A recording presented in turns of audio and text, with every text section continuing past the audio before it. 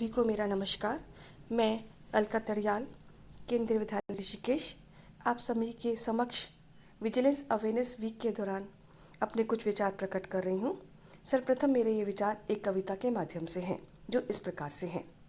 सतर्क और जागरूक रहने की बारी है, भ्रष्टाचार की फैली महामारी है। सतर्क और जागरूक रहने की बारी है। कब होगा देश भ्रष्टाचार से मुक्त, चलो सब मिलकर हो जाएं एकजुट। रिश्वतखोरी में लिप्त दुनिया सारी है, सतर्क और जागरूक रहने की बारी है।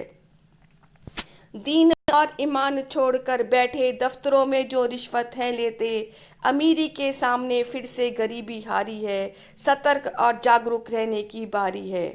भ्रष्टाचारियों को जेल के अंदर पहुंचाएंगे, सबको हम कड़ी सजा दिलाएंगे। समृद्ध भारत बनाने की अब हमारी बारी है, सतर्क और जागरूक रहने की बारी है। अब तो ऐसे भारत का निर्माण होगा, भ्रष्टाचार का ना नामो निशान होगा। परिवर्तित करनी ये व्यवस्था सारी है, सतर्क और जागरूक रहने की बारी है।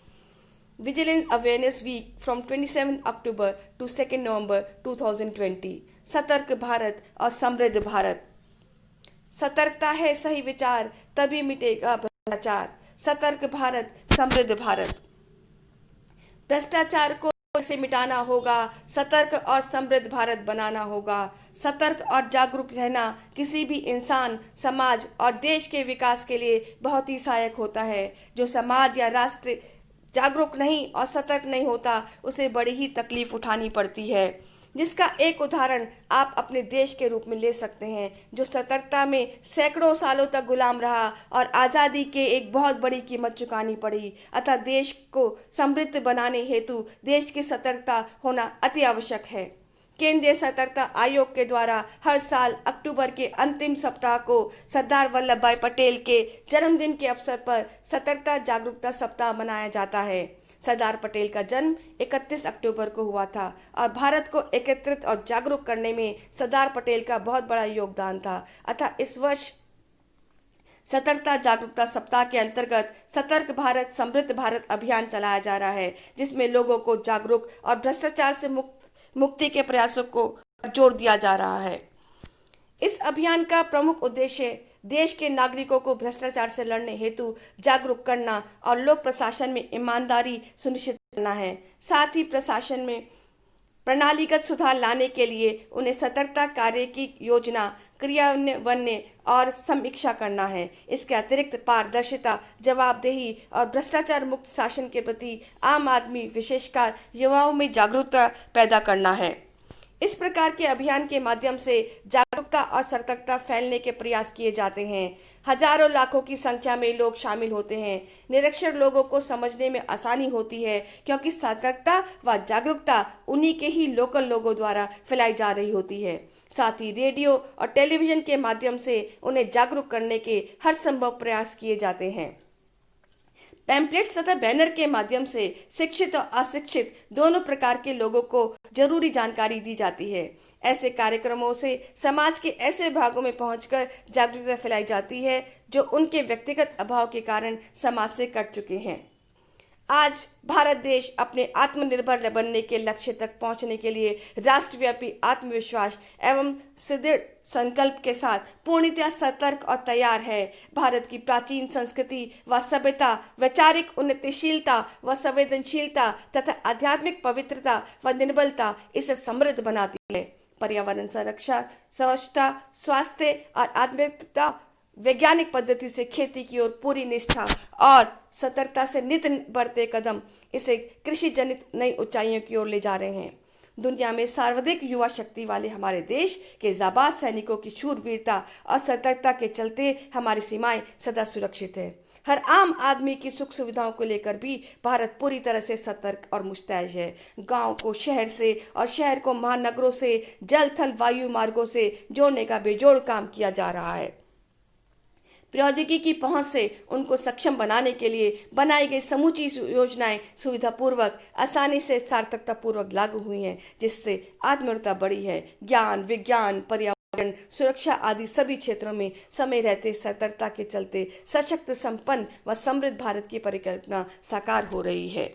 देश को समृद्ध बनाने हेतु आवश्यक है कि भ्रष्टाचार जैसी बीमारियों को जड़ से खत्म किया जाए, जिसके लिए सभी भारतवासियों को मिलजुल कर प्रयास करने होंगे।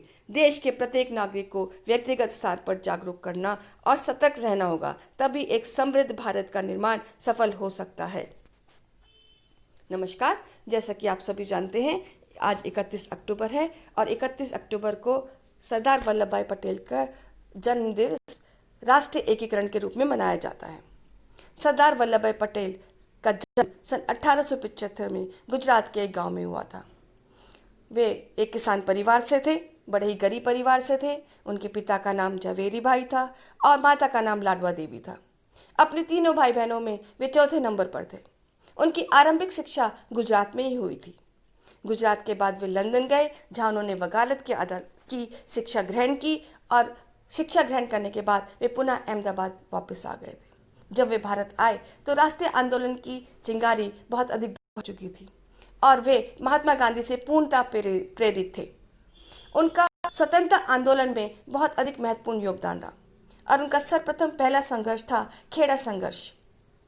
खेड़ा में सूखाग्रस्त इलाका था, जहां किसानों को जबरन अंग्रेजी सरकार को कर देना पड़ रहा था। पीड़ित किसानों ने जब अंग्रेजों से कर माफ करने की मांग की तो अंग्रेजी सरकार ने इनकार कर दिया। तब सरदार वल्लभ भाई पटेल, महात्मा गांधी जी और अन्य लोग खेड़ा पहुंचकर उन्होंने वहां पर व्यक्तिगत सत्याग्रह आंदोलन चलाया और अपने इस स्वतंत्रता आंदोलन में वे सफल भी रहे। इस प्रकार सरदार वल्लभ भाई पटेल ने स्वतंत्रता आंदोलन की शुरुआत की। आगे चलकर आप जानते हैं सरदार पटेल का नाम सरदार कैसे पड़ा। उन्हें यह नाम बारदौरी आंदोलन में मिला, जब 1928 में प्रांतीय सरकार द्वारा किसानों पर 30% से भी अधिक ज़्यादा कर लगा दिया गया था और किसान इस कर को चुकाने में असफल थे। इसलिए सरदार पटेल स्वयं वहां गए और वहां पर किसानों का समर्थन किया और अपनी सफलता भी हासिल की।